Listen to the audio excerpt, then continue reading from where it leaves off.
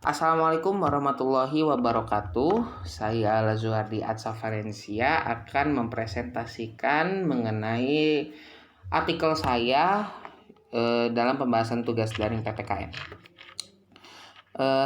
Sebelumnya saya telah menulis versi artikel ini dalam pembahasan tugas daring kedua mata pembelajaran PPKN beberapa minggu yang lalu, sehingga saya hanya akan memperjelas lagi mengenai apa yang saya maksudkan dalam artikel ini.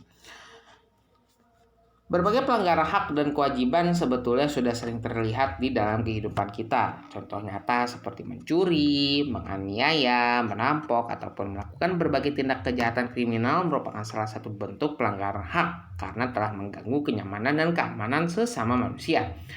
Tentu berbagai aturan dalam kitab Undang-Undang Hukum Pidana atau KUHP telah memuat berbagai tindakan kejahatan seperti ini.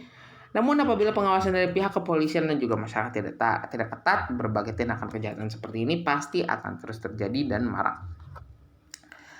Masa pandemi COVID-19 seperti ini pun juga telah memunculkan berbagai tindakan pelanggaran hak. Tidak dimungkiri berbagai tindak kejahatan kriminal secara daring ataupun tindak monopoli telah marak terjadi saat ini.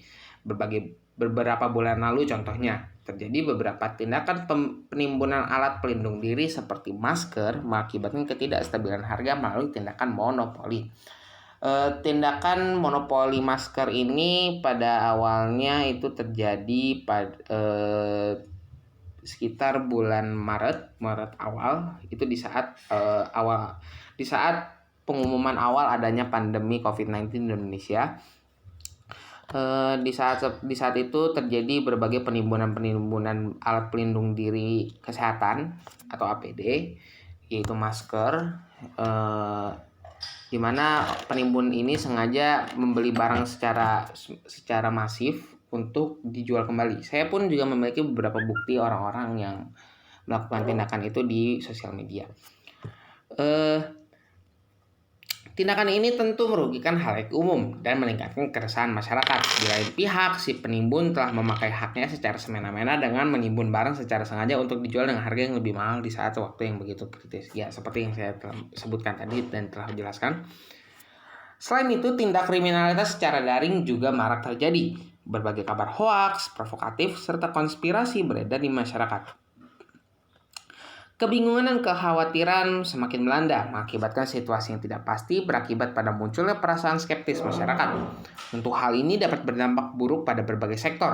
Apabila masyarakat mengalami ketakutan, maka roda ekonomi maupun pergerakan keterlibatan sosial akan terganggu atau bahkan lumpuh. Hak keterbukaan informasi disalahgunakan untuk mengadu domba atau mengakibatkan kekacauan.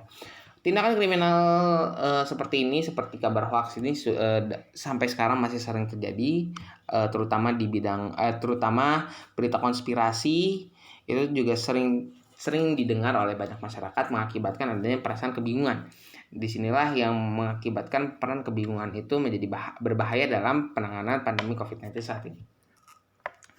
Tentu hal seperti ini tidak dapat dibiarkan. Melalui Undang-Undang Nomor 5 Tahun 1999 mengenai monopoli dan persaingan usaha tidak sehat, tindakan monopoli secara sepihak merupakan yang mengakibatkan adanya ketidakstabilan harga merupakan suatu tindakan ilegal dan dikenakan hukuman pidana. Lalu penyebaran berita hoaks juga merupakan suatu pidana sesuai dengan isi dari UU Nomor 11 Tahun 2008 mengenai informasi dan teknologi elektronik atau ITE. Berbicara mengenai hak, maka tidak pas bila tidak membicarakan kewajiban. Berbagai pelanggaran kewajiban dari yang terkecil, seperti menunggak pajak, melawan peraturan lalu lintas, ataupun melakukan tindakan pidana perdata merupakan berbagai contoh mengenai pelanggaran kewajiban yang cukup sering dan lumrah terlihat. Beberapa peraturan juga telah dikukuhkan, namun bila seorang berdasarkan pada bukan berdasarkan pada kesadaran diri sendiri dalam menjalankan kewajiban, maka peraturan serumit apapun tidak dapat dilaksanakan secara efektif.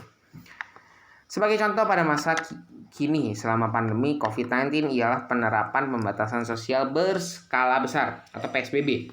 Sesuai dengan peraturan pusat dan daerah, segala kegiatan masyarakat yang berada di luar rumah harus segera dibatasi atau dihentikan untuk sementara waktu. Kegiatan seperti bekerja, bersekolah, berkumpul, berwisata, dan sebagainya wajib dibatasi untuk menurunkan arus penyebaran virus. Namun pada nyatanya, beberapa masyarakat masih saja tidak menerapkan peraturan tersebut, seperti kasus pada penutupan gerai McDonald di Ring 1 Sarinah, Jakarta Pusat. Akibat tidak menerapkan aturan PSBB, pihak gerai tersebut harus membayar denda sebesar 10 juta rupiah. Untuk kasus ini cukup menarik dahulu, sempat menjadi topik hangat dan juga menjadi suatu kontroversi di mana pihak McDonald ini melaksanakan atau mengadakan suatu perayaan perpisahan gerai McDonald pertama mereka di Indonesia di Sarinah. Pada yang membuat hal ini menjadi kontroversi ialah banyak sekali figur-figur masyarakat dan juga massa yang datang ke sana untuk mengikuti acara tersebut. Akibatnya masyarakat menjadi semakin resah, lalu pihak polisi datang untuk mengamankan situasi, dan dan pemerintah Jakarta melayangkan denda sebanyak 10 juta rupiah kepada pihak gerai McDonald karena telah melanggar pembatasan sosial berskala besar. Berbagai contoh lainnya seperti pedagang kaki lima di pinggiran jalan daerah Surabaya yang harus dibongkar dan juga diusir akibat tidak menerapkan PSBB. Untuk kasus ini terjadi sekitar beberapa bulan lalu di antara bulan April hingga di antara bulan Mei dan Juni, di mana gerai-gerai kaki lima dan juga warkop dibongkar oleh Satpol PP karena melanggar PSBB. Pemulangan berbagai calon penumpang maskapai di Bandara Soekarno-Hatta ini terjadi beberapa bulan lalu juga, tidak terlalu jauh dengan kejadian yang ada di Surabaya, di mana banyak penumpang melaksanakan perjalanan jarak jauh menggunakan pesawat. Dan berbagai contoh lain merupakan salah satu dari sekian banyak pelanggaran kewajiban seorang warga negara dalam menaati peraturan yang ada. Pelanggaran hak dan pengingkaran kewajiban tentu merupakan suatu tindak kejahatan karena dapat menindas ataupun juga membahayakan orang lain. Maka dari itu, memahami apa itu hak dan kewajiban sebagai seorang warga negara adalah suatu kewajiban bagi kita sebagai warga negara Indonesia. Dengan memahaminya, kita dapat mengurangi berbagai tindakan yang dikhawatirkan dapat merugikan orang lain ataupun diri sendiri. Saya menekankan pada penutup ini karena di saat pandemi ini yang menjadi masalah selain kebingungan adalah kurangnya kesadaran kita mengenai hak dan kewajiban kita sebagai warga negara.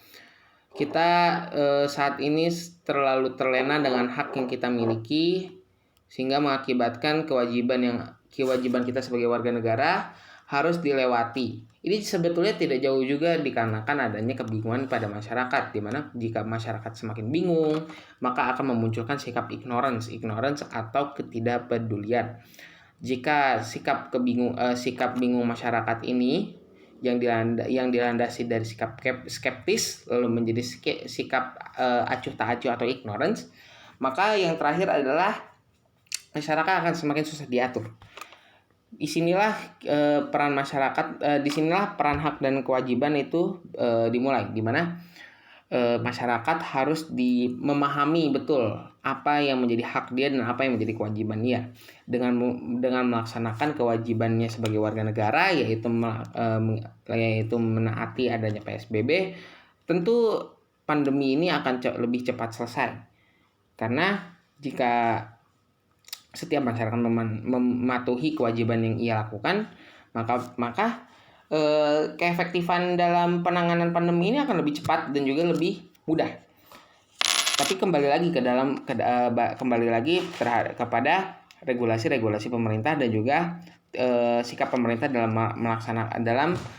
melakukan pencegahan. Apakah sikap pemerintah itu mengakibatkan masyarakat juga menjadi skeptis atau tidak? Karena jika masyarakat semakin terbingung dan mereka semakin khawatir, maka akan terjadi anarki atau kerusuhan yang mengakibatkan masyarakat semakin acuh tak acuh dan tidak mempercayai negara. Sekian dari presentasi yang saya sampaikan. Mohon maaf bila ada kesalahan kata. Wabillahi taufiq wal hidayah. Wassalamualaikum warahmatullahi wabarakatuh.